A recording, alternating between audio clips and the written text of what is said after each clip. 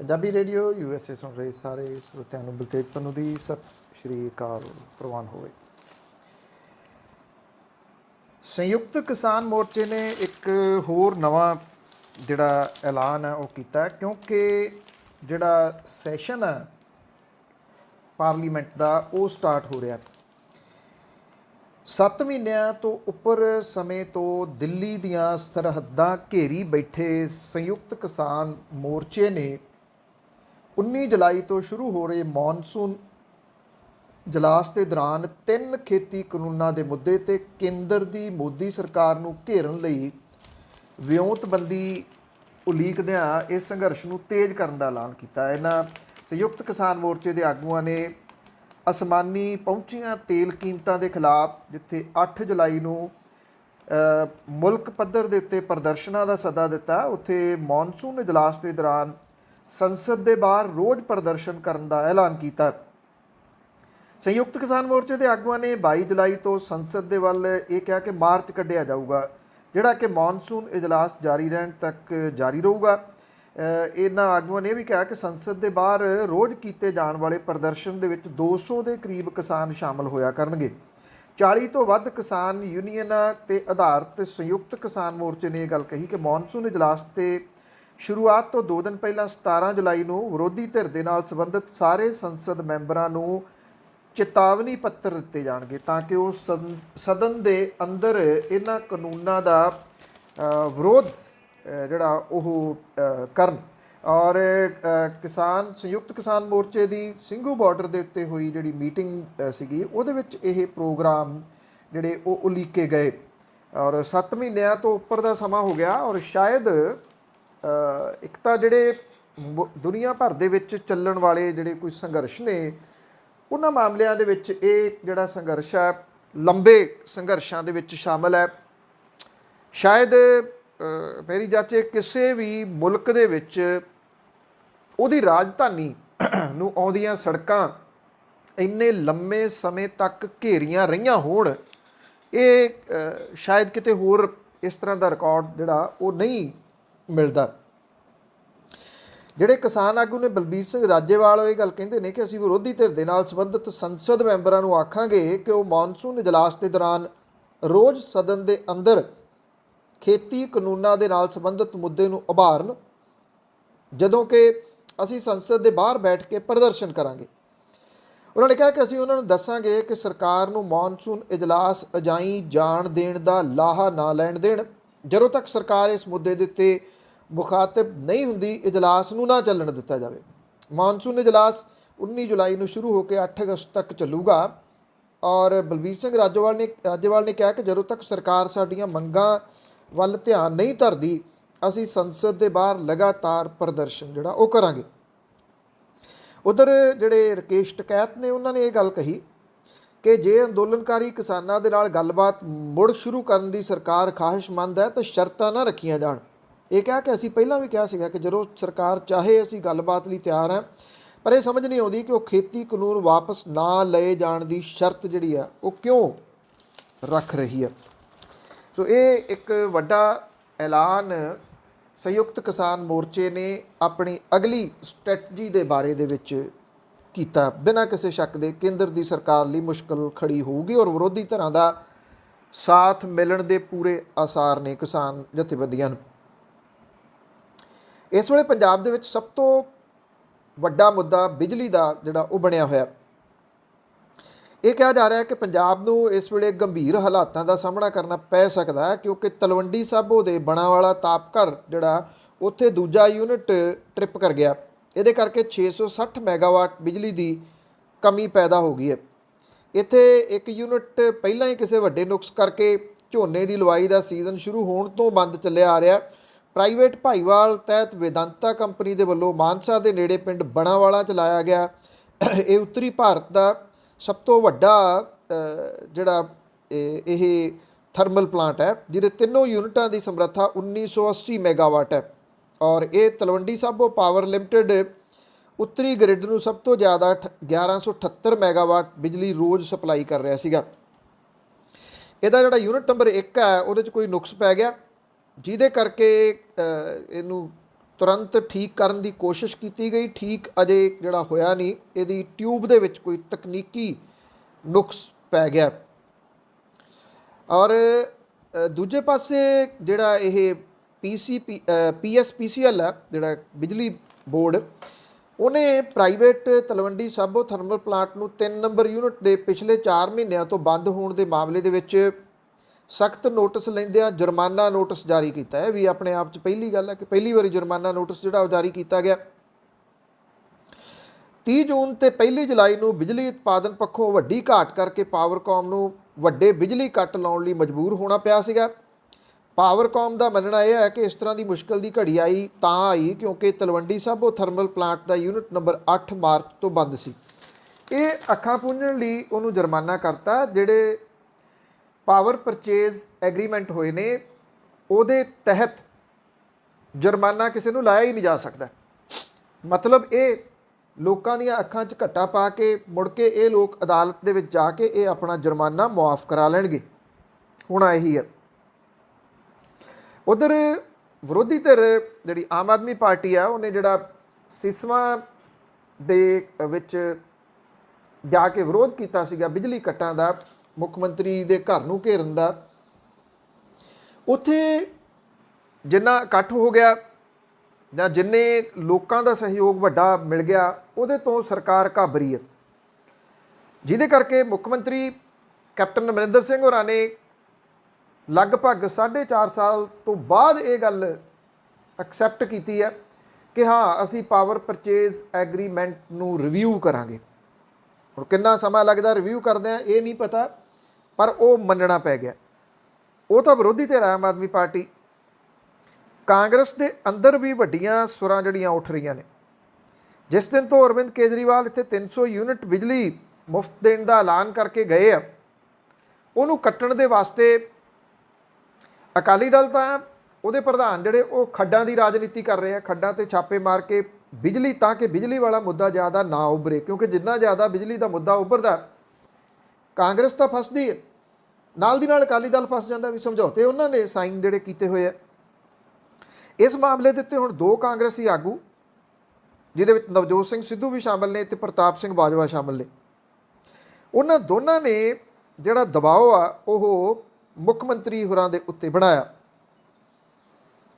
ਇਹਨਾਂ ਨੇ ਜਿਹੜਾ ਦੀ ਇਹ ਗੱਲ ਆਖੀ ਹੈ ਨਵਜੋਤ ਸਿੰਘ ਸਿੱਧੂ ਨੇ ਕਿ ਮੌਜੂਦਾ ਪੰਜਾਬ ਸਰਕਾਰ ਮੌਜੂਦਾ ਸਮੇਂ ਦੇ ਵਿੱਚ ਜਿਹੜੀ SC BC ਤੇ BPL ਫਰੀडम ਫਾਈਟਰ ਪਰਿਵਾਰਾਂ ਨੂੰ 200 ਯੂਨਿਟ ਬਿਜਲੀ ਮੁਫਤ ਦੇ ਰਹੀ ਹੈ। ਨਵਜੋਤ ਸਿੰਘ ਸਿੱਧੂ ਨੇ ਮੁੱਖ ਮੰਤਰੀ ਦਾ ਨਾਮ ਲਏ ਬਿਨਾਂ ਆਪਣੇ ਟਵੀਟ ਦੇ ਵਿੱਚ ਇਹ ਕਿਹਾ ਕਿ ਘਰੇਲੂ ਤੇ ਉਦਯੋਗਿਕ ਖਪਤਕਾਰਾਂ ਨੂੰ 300 ਯੂਨਿਟ ਮੁਫਤ ਦਿੱਤੇ ਜਾਣ ਦੇ ਨਾਲ 24 ਘੰਟੇ ਬਿਜਲੀ ਸਪਲਾਈ ਲਾਜ਼ਮੀ ਦੇਣੀ ਚਾਹੀਦੀ ਹੈ। ਉਹਨਾਂ ਨੇ ਇਹ ਗੱਲ ਕਹੀ ਹੈ ਕਿ ਪੰਜਾਬ ਪਹਿਲਾਂ 9000 ਕਰੋੜ ਰੁਪਏ ਦੀ ਸਬਸਿਡੀ ਦੇ ਰਿਹਾ, ਪਰ ਸਰਚਾਰਜ ਕਰਕੇ ਵਧੀ ਬਿਜਲੀ ਕੀਮਤ 10 ਤੋਂ 12 ਰੁਪਏ ਦੀ ਬਜਾਏ ਘਰੇਲੂ ਤੇ ਉਦਯੋਗਿਕ ਖਪਤਕਾਰਾਂ ਨੂੰ 3 ਤੋਂ 5 ਰੁਪਏ ਪ੍ਰਤੀ ਯੂਨਿਟ ਦੇ ਹਿਸਾਬ ਦੇ ਨਾਲ ਬਿਜਲੀ ਦਿੱਤੀ ਜਾਵੇ। ਨਵਜੋਤ ਸਿੰਘ ਸਿੱਧੂ ਨੇ ਇਹ ਗੱਲ ਕਹੀ ਹੈ ਕਿ ਕਾਂਗਰਸ ਹਾਈਕਮਾਨ ਦੇ ਵੱਲੋਂ ਦਿੱਤੇ ਲੋਕ ਪੱਖੀ 18 ਨੁਕਾਤੀ ਏਜੰਡੇ ਨੂੰ ਪੂਰਾ ਕਰਨ ਦੇ ਵਾਸਤੇ ਇਹਦੀ ਸ਼ੁਰੂਆਤ ਬਿਜਲੀ ਤੋਂ ਕੀਤੀ ਜਾਵੇ ਤੇ ਬਾਦਲਾਂ ਦੇ ਵੱਲੋਂ ਦਖਸ਼ਤ ਕੀਤੇ ਬਿਜਲੀ ਖਰੀਦ ਸਮਝੌਤਿਆਂ ਨੂੰ ਰੱਦ ਜਿਹੜਾ ਉਹ ਕੀਤਾ ਜਾਵੇ ਤੇ ਜਿਹੜੀ ਨੈਸ਼ਨਲ ਗ੍ਰਿਡ ਆ ਉੱਥੋਂ ਇਹ ਜਿਹੜੀ ਬਿਜਲੀ ਆ ਉਹ ਲਈ ਜਾਵੇ। ਉਧਰ ਜਿਹੜੇ ਪ੍ਰਤਾਪ ਸਿੰਘ ਬਾਜਵਾ ਨੇ, ਉਹਨਾਂ ਨੇ ਵੀ ਇੱਕ ਬਿਆਨ ਜਾਰੀ ਕਰਕੇ ਸੂਬਾ ਸਰਕਾਰ ਨੂੰ ਹਰ ਘਰ ਨੂੰ 300 ਯੂਨਿਟ ਮੁਫਤ ਬਿਜਲੀ ਸਪਲਾਈ ਦਿੱਤੇ ਜਾਣ ਦਾ ਮੁੱਦਾ ਉਠਾਇਆ।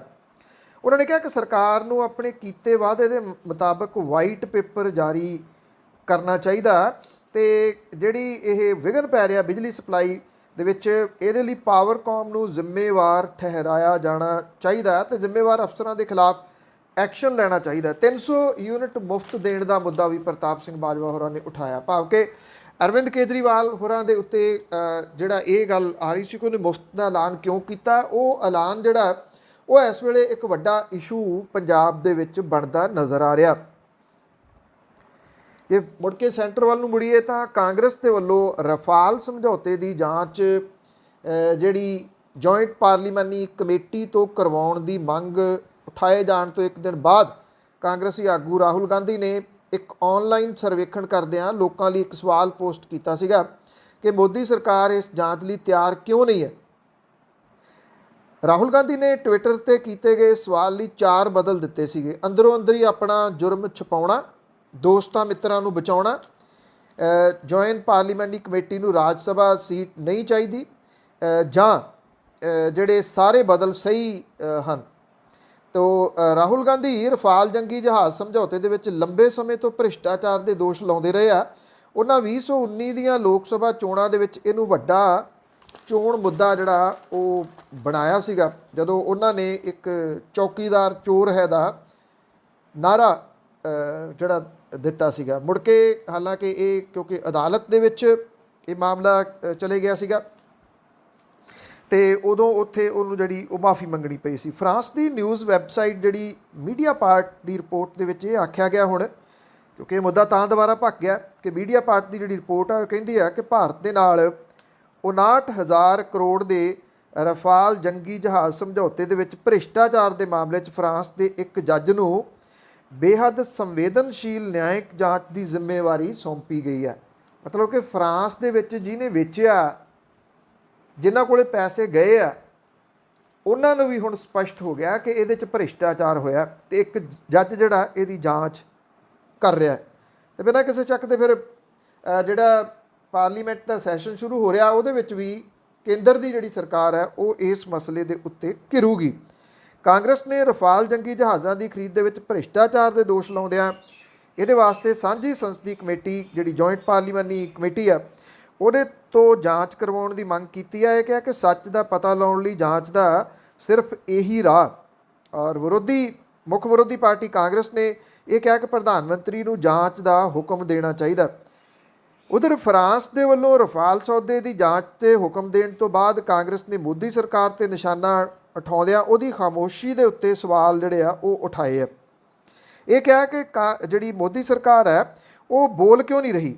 ਉਧਰ ਇੱਕੋ ਜਿਹੜਾ ਇਹਨਾਂ ਦਾ ਬੁਲਾਰਾ ਚੈਨਲਾਂ ਦੇ ਉੱਤੇ ਜਿਹੜਾ ਉਹ ਬੋਲਦਾ ਸੰਬਿਤ ਪਾਤਰਾ, ਉਹਨੇ ਸਵਾਲ ਖੜੇ ਕਰਨ ਲਈ ਕਾਂਗਰਸ ਤੇ ਨਿਸ਼ਾਨਾ ਲਾਇਆ। ਉਹਨੇ ਇਹ ਕਿਹਾ ਕਿ ਭਾਰਤੀ ਹਵਾਈ ਸੈਨਾ ਦੀ ਖਤਮ ਹੋ ਰਹੀ ਸਕੁਐਡਰਨ ਤਾਕਤ ਦੇ ਬਾਵਜੂਦ ਕਾਂਗਰਸ ਸਰਕਾਰ ਨੇ ਆਪਣੇ 10 ਸਾਲਾਂ ਦੇ ਕਾਰਜਕਾਲ ਦੇ ਦੌਰਾਨ ਜੰਗੀ ਜਹਾਜ਼ ਕਿਉਂ ਨਹੀਂ ਖਰੀਦੇ। ਕਿਉਂਕਿ ਉਹ ਕਹਿੰਦਾ ਕਿਉਂਕਿ ਗਾਂਧੀ ਪਰਿਵਾਰ ਨੂੰ ਉਹਦੀ ਇੱਛਾ ਦੇ ਅਨੁਸਾਰ ਕਮਿਸ਼ਨ ਨਹੀਂ ਸੀ ਮਿਲਿਆ। ਕੀ ਇਹਨਾਂ ਨੂੰ ਕਮਿਸ਼ਨ ਮਿਲ ਗਿਆ ਜੀ? ਇਹ ਸਵਾਲ ਵੱਡਾ ਜਿਹੜਾ ਉਹ ਖੜਾ। ਜਿਹੜੇ ਅਣਖ ਦੀ ਖਾਤਰ ਸੋ ਕਾਲਡ ਜਿਹੜੀ ਅਣਖ ਹੈ ਉਹਦੇ ਖਾਤਰ ਹੁੰਦੇ ਕਤਲ ਜਿਹੜੇ ਆਪਾਂ ਅਕਸਰ ਇਹਨਾਂ ਦਾ ਚਰਚਾ ਜਿਹੜਾ ਉਹ ਸੁਣਦੇ ਹਾਂ। ਵਿਦੇਸ਼ਾਂ ਦੇ ਵਿੱਚ ਵੀ ਬਹੁਤ ਵਾਰੀ ਇਹਨਾਂ ਦਾ ਚਰਚਾ ਜਿਹੜਾ ਉਹ ਹੋ ਜਾਂਦਾ। ਆਨਰ ਕਿਲਿੰਗ ਜਿਹੜੀਆਂ ਇੰਗਲਿਸ਼ ਅਖਬਾਰਾਂ ਨੇ, ਮੀਡੀਆ ਉਹਨੂੰ ਆਨਰ ਕਿਲਿੰਗ ਦਾ ਨਾਮ ਦਿੰਦੀਆਂ ਨੇ। ਡਿਸਟ੍ਰਿਕਟ ਬਟਾਲਾ ਦੇ ਪਿੰਡ ਬੱਲੜਵਾਲ ਦੇ ਵਿੱਚ ਇੱਕ ਬੰਦੇ ਨੇ ਆਪਣੀ ਧੀ ਦੇ ਪ੍ਰੇਮੀ ਦੇ 4 ਪਰਿਵਾਰਕ ਮੈਂਬਰਾਂ ਨੂੰ ਖੇਤ ਦੇ ਵਿੱਚ ਗੋਲੀਆਂ ਮਾਰ ਕੇ ਉਹਨਾਂ ਦਾ ਕਤਲ ਕਰਤਾ। ਜਿਹਨੇ ਗੋਲੀਆਂ ਮਾਰੀਆਂ ਉਹ ਸੁਖਜਿੰਦਰ ਸਿੰਘ ਦੱਸਿਆ ਜਾਂਦਾ, ਜਿਹੜਾ ਕਿ ਪਿੰਡ ਦੇ ਜਰਮਨਜੀਤ ਸਿੰਘ ਦੇ ਨਾਲ ਧੀ ਦੇ ਪ੍ਰੇਮ ਸੰਬੰਧਾਂ ਦਾ ਪਤਾ ਲੱਗਣ ਤੋਂ ਬਾਅਦ ਗੁੱਸੇ 'ਚ ਆ ਗਿਆ। ਪਰਿਵਾਰ ਦੀ ਹੱਤਿਆ ਤੋਂ ਬਾਅਦ ਪੰਚਾਇਤ ਚੋਣਾਂ ਦੀ ਰੰਜਿਸ਼ ਨੂੰ ਮੁੱਖ ਕਾਰਨ ਦੱਸਿਆ ਜਾ ਰਿਹਾ।